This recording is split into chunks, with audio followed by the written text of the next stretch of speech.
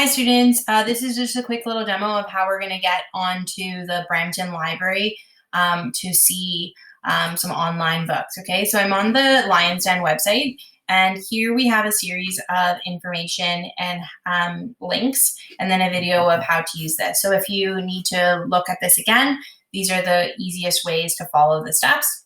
But pretty much what you need is you need your library number, and then you get a PIN, which is usually the 4 last digits of the phone number that you have on file.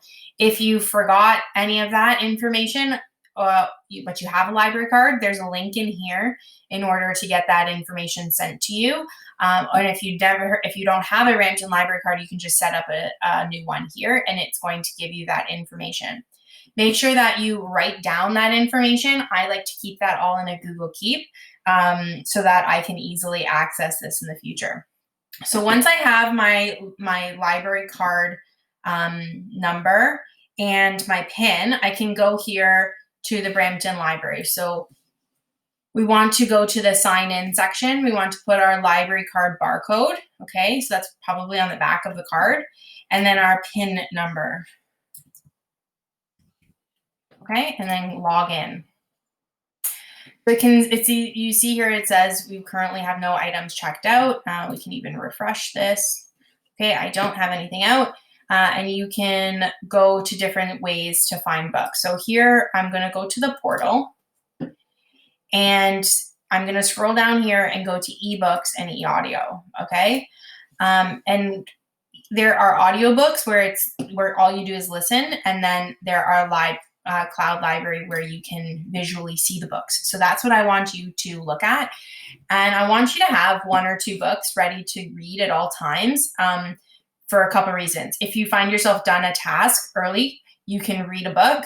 And if you, eventually we're going to do novel studies. And if you don't have a physical book that you want to use, this is a great way to get digital books.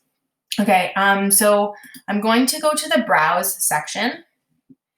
Okay,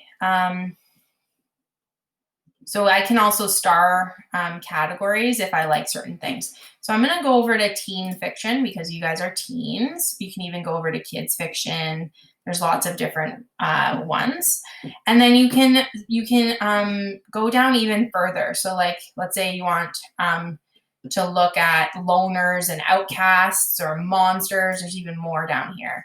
Okay, you can go to superheroes, vampires. There's tons of different things that you can look at, okay? And then when you select one, so let's say it's coming of age, okay? These are all books that are generally along those topics, okay? And in the teen fiction section, so they should be at the teen fiction reading level. So let's say I pick a book. Oh, that says coming soon. Okay, so another thing I can do is I can hit here filters, and I can click available now, because if I don't want to see the ones that are coming soon or that are checked out, so that's going to make my list a little smaller, and now I can at least see the ones that I have access to. Okay, so let's say this is the book I want to read. I can click borrow. If it for some reason says login, then you might have to type in your barcode, your library barcode again, and your PIN. But if I want to click borrow, it'll add it to my reading list, okay?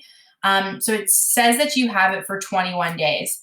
You need to renew it or check it out again if you need it past that 21 days.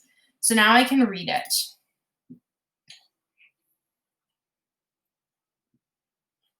So this is the book. And I can scroll, or I think it's just a click.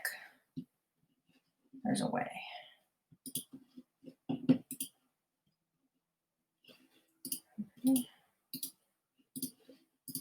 Okay.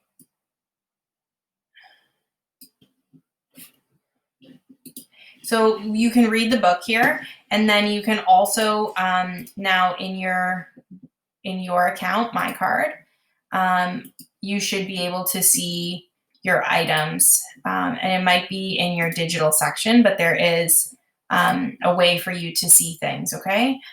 So we'll go over that in the future, but the concept is you do want to have access to some books that you can read on a regular basis.